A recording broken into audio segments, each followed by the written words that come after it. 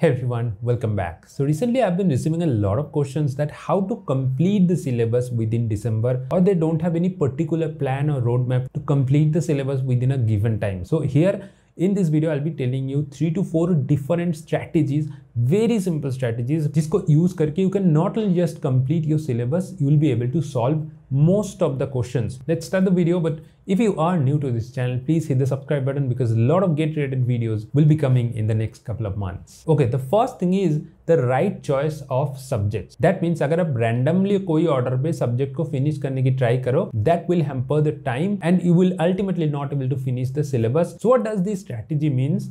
You have to always categorize the buckets. ठीक है, तो buckets क्या है? Okay, मैं simply बता देता हूँ. आपको अगर बहुत डिटेल में जानने की जरूरत है तो आप मेरा ये वीडियो देख सकते हो. मैं हर एक सब्जेक्ट का बकेट बता दिया, 5 से 6 डिफरेंट बकेट होगा and also every bucket has different set of difficulties and कितना मार्क्स आता है हर एक बकेट से. मैंने ये वीडियो पे पूरा डिस्कस किया, आप देख सकते हो. ये वीडियो पे मैं ब्रीफली एक बता देता हूँ. देखो बकेट क्या होता है, जैसे मान लो आप टीओसी स्टार्ट करो तो टीओसी के साथ इमीडिएट रिलेटेड चीज कौन है, कंपाइलर डिजाइन. तो ये दो एक बकेट फॉर्म करते हैं. आप अगर प्रोग्रामिंग स्टार्ट कर रहे हो तो प्रोग्रामिंग बकेट में क्या आएगा, उसके साथ जो रिलेटेड चीज है, जैसे डेटा स्ट्रक्चर आएगा, एल्गोरिथम आएगा. तो इससे क्या होता है, प्रिपरेशन जल्दी खत्म हो जाता है. तो फॉर एग्जांपल प्रोग्रामिंग अगर आपका खत्म हो गया तो डेटा स्ट्रक्चर एल्गोरिथम जल्दी खत्म हो जाएगा. उसके बाद अगर आपको इंजीनियरिंग मैथमेटिक्स पढ़ना है तो मैथमेटिक्स का जितना सारा बकेट है, जैसे इंजीनियरिंग मैथमेटिक्स का सेक्शन होता है probability, linear algebra, calculus, elementary statistics, उसके बाद डिस्क्रीट मैथमेटिक्स भी कंप्लीट कर लेना क्योंकि this is a part of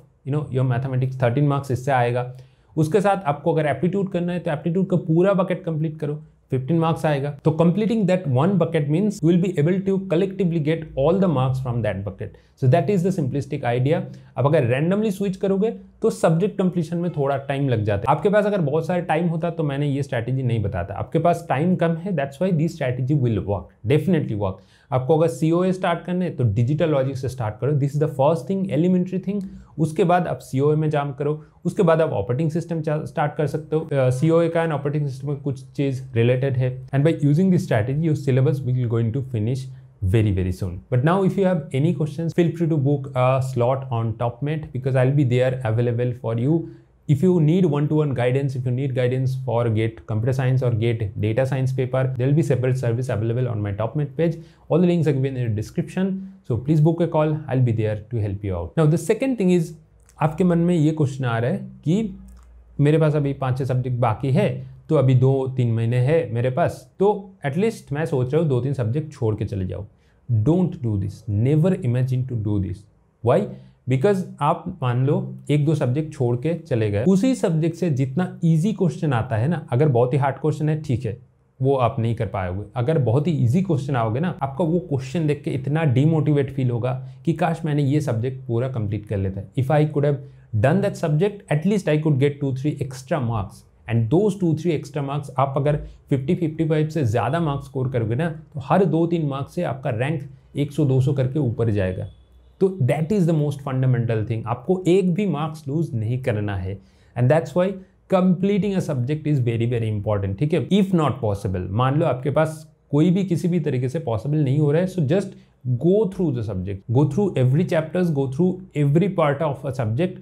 just theoretically आप गो थ्रू करके जाओ. आपको अगर क्वेश्चन प्रैक्टिस के टाइम नहीं मिल रहे 1-2 सब्जेक्ट के लिए, that is okay, but go through करके जाओ ताकि एक भी इजी क्वेश्चन मिस ना हो जाए. बिकॉज इजी क्वेश्चन आप अगर मिस करोगे, आपके बगल वाला दोस्त वो क्वेश्चन सॉल्व करके आगे निकल जाएंगे. डिफिकल्ट क्वेश्चन से तो कंपटीशन बढ़ जाते हैं, बट इजी क्वेश्चन आप अगर मिस करोगे ना तो unnecessarily you will lose marks. If you can't go depth due to limited time, that is okay, but first make sure you cover the entire breadth. Now the third thing is, people think at this point कि by just going through the subject will make that subject complete, but no. Subject completion is a 2-step process. First you have to go through the subject, first you have to cover the subject theoretically, and then you have to practice the subjects. Practice means here you should only practice the 15-20 years, last 15-20 years previous year questions, and that entire thing will make a subject complete.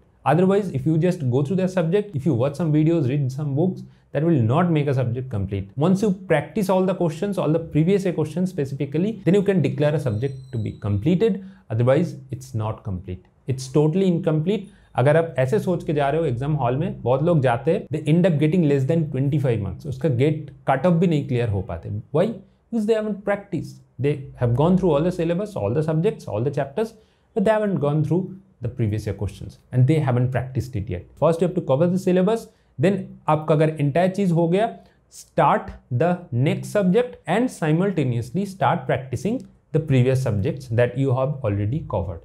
For example, आपने अगर मान लो operating system कर लिया, subject पूरा कर लिया, then you start for example networks or for example COA, but meanwhile simultaneously start solving the operating system previous year questions. So the strategy here, complete subject 1, start subject 2 theoretically and start subjects 1's previous year questions. Once done, start subject 3 and start simultaneously subject 2's previous year questions. That is the pipeline you should maintain, and that is the simplest thing people can't do. The full form of GATE is Graduate Aptitude Test. They will test your aptitude. They will not test you कि आपको कितना दिमाग में याद है, कितना आपको आप रिकॉल कर सकते हो, आप बाय हार्ट करके आया कि नहीं. It doesn't matter here. Here is a bonus tip. For the students who genuinely want to get rank in GATE, the only thing you need to make sure that while covering a subject, take short notes so that at the end of your subject completion, at the end of your question practice, in the month of January especially, you have to revise. So you won't get any time to watch all the videos or read all the materials that you have studied. That will not be possible for 10 to 12 different subjects. So that short note, your handmade short notes will be very, very useful. So try to make a short note once you go through a subject, once you complete the subject, try to make a short note, right? If you read something, if you watch some videos, try to make a short note. That will be very, very useful in the month of January. जनवरी के लिए separate video आएगा, but make sure try to make a short note. आपका revision बहुत ही आसान कर देगा.